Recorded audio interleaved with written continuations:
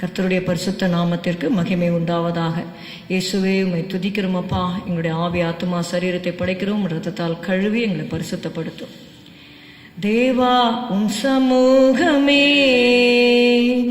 எல்லையில்லா இன்பமே, தேவாவும் சமூகமே எல்லையில்லா இன்பமே.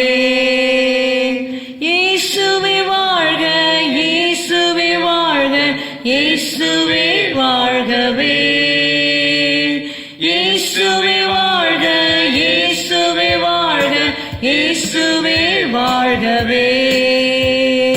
தேவாவும் சமூகமே எல்லையில்லா இன்பமே, ஜீவனுள்ள வசனத்தினால் அனுதினம் தேற்றுமையா.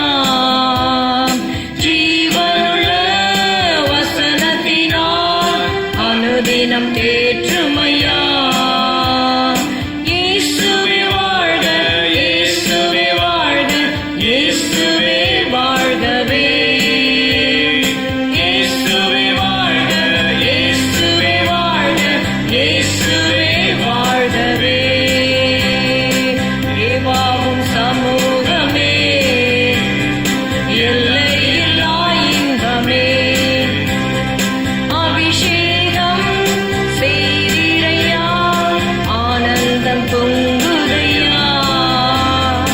அபிஷேகம் செய்திரையா, ஆனந்தம் பொங்குதையா.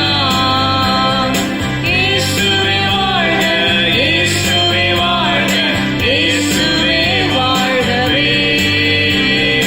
இயேசுவே வாழ்க, இயேசுவே வாழ்க, இயேசுவே வாழ்கவே. தேவாவும் சமூகமே எல்லையில்லா இன்பமே. ஹல்லேலூயா. சங்கீதம் 92:10. Let's read Psalm 92 and verse 10. என் கொம்பை காண்டாமிருகத்தின் கொம்பை போல உயர்த்துவீர், புது எண்ணெயால் அபிஷேகம் பண்ணப்படுகிறேன். நம்முடைய வாழ்க்கையிலே அபிஷேகம் பண்ணப்படுவது ஒரு பழைய அனுபவமாக இருக்கக்கூடாது. இங்கே பார்க்கிறோம், புது எண்ணெயால் அபிஷேகம் பண்ணப்படுகிறேன். Let's read Psalm 92 and verse 10. But my horn shall thou exalt like the horn of an unicorn, I shall be anointed with fresh oil. I shall be anointed with fresh oil.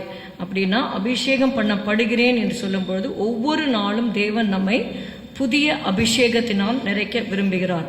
நீங்கள் லேவியராகமம் 21:12 நீங்கள் எடுத்துக்கொள்ளுங்கள். Let's read Leviticus 21 and verse 12. பரிசுத்த ஸ்தலத்திலிருந்து புறப்படாமலும் தன் தேவனுடைய பரிசுத்த ஸ்தலத்தை பரிசுத்த குலைச்சலாக்காமலும் இருப்பானாக. அவனுடைய தேவனின் அபிஷேக தைலம் என்னும் கிரீடம் அவன் மேல் இருக்கிறதே, நான் கர்த்தர். Neither shall he go out of the sanctuary nor profane the sanctuary of his God, for the crown of the anointing oil of his God is upon him. I am the Lord. Amen. The crown of the anointing oil is upon him. God has given anointing as a crown to us.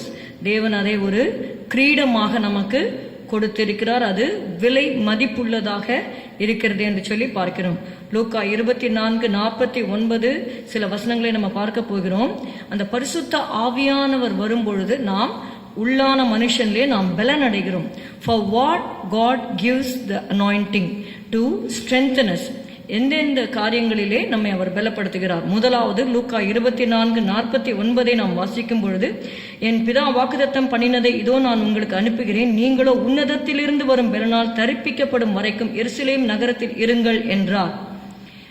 இந்த பலன் எப்படிப்பட்டது என்றால் இது உன்னதத்திலிருந்து வருகிற பலனாக இருக்கிறது. Luke 24:49. And behold, I send the promise of my Father upon you, but tarry ye in the city of Jerusalem until ye be endued with power from on high. ஆமென். பரிசுத்த ஆவியானவர் வரும்பொழுது உன்னதத்திலிருந்து வரும் பலனால் நாம் தரிப்பிக்கப்படுகிறோம். முதலாவதாக அது எதற்காக கொடுக்கப்படுகிறது என்றால் அப்போஸ்தலர் 1:8 பார்க்கிறோம், பரிசுத்த ஆவி உங்களிடத்தில் வரும்பொழுது நீங்கள் என் பலன் அடைந்து சாட்சிகளாய் இருப்பீர்கள். The Holy Spirit is given us so that we will be strengthened to witness for Christ. அப்போஸ்தலர் 1:8, Acts 1:8. When the Holy Spirit comes on you, you shall be strengthened to be witnesses. But ye shall receive power after that the Holy Ghost is come upon you, and ye shall be witnesses unto me both in Jerusalem and in all Judea and in Samaria and unto the uttermost part of the earth. ஆமென். இது முதலாவது காரியம், நாம் மற்றவர்களுக்கு சாட்சி சொல்லும்படியாக, strength to witness. இரண்டாவது லூக்கா 4:14, Luke 4:14. பின்பு இயேசு ஆவியானவருடைய பலத்தினாலே கலிலேயாவுக்கு திரும்பி போனார், அவருடைய கீர்த்தி சுற்றிலும் இருக்கிற தேசம் எங்கும் பரம்பிற்று. Luke 4:14. And Jesus returned in the power of the Spirit unto Galilee, and there went out a fame of him throughout all the region round about. 15th verse if you see, அவர்களுடைய ஜெப ஆலயங்களில் அவர் உபதேசித்து எல்லாராலும் புகழப்பட்டார். இங்கே ஆவியானவரை எதற்காக அவரை பலப்படுத்தினார்? strength to teach the word of God. கர்த்தருடைய வார்த்தையை பிரசங்கிக்கும்படியாக தேவன் இரண்டாவதாக பலப்படுத்தினார் என்று சொல்லி பார்க்கிறோம். இப்படியாக தேவனுடைய பலம் நமக்கு அவசியமா இருக்கிறது. அது மாத்திரமல்ல, தேவனுடைய பலத்தினாலே காக்கப்பட்டிருக்கிற உங்களுக்கு என்று சொல்லி வேதத்திலே வாசிக்கிறோம். God's strength is given to us for protection. When God protects us, no evil can befall us. கர்த்தர் தாமே இந்த வசனங்களை ஆசீர்வதிப்பாராக. இன்னும் பரிசுத்த ஆவியின் அபிஷேகத்தை பெறாதவர்கள் தேவனிடத்திலே வாஞ்சியாக தாகத்தோடு கேட்டு பெற்றுக்கொள்ளுங்கள். ஏற்கனவே பெற்றுக்கொண்டவர்கள் இந்த நாளிலே சொல்லப்பட்ட வசனத்தின்படி புது எண்ணெயாலே அபிஷேகம் பண்ணப்பட வாஞ்சிங்கள். கர்த்தர் தாமே உங்களை ஆசீர்வதிப்பாராக. ஸ்தோத்திரம் அப்பா, உம்மை துதிக்கிறோம் ஆண்டவரே. உம்முடைய திருக்கரத்திலே இந்த வசனங்களை ஒப்புக் கொடுக்கிறோம். ஆவியானவரே ஸ்தோத்திரம் ஸ்தோத்திரம். ஒவ்வொரு நாளும் புது எண்ணெயால் நீர் எங்களை அபிஷேகம் பண்ணும்படியா நாங்கள் செபிக்கிறோம் ஆண்டவரே. என் பாத்திரம் நிரம்பி வழிகிறது என்று சொல்லத்தக்கதாக.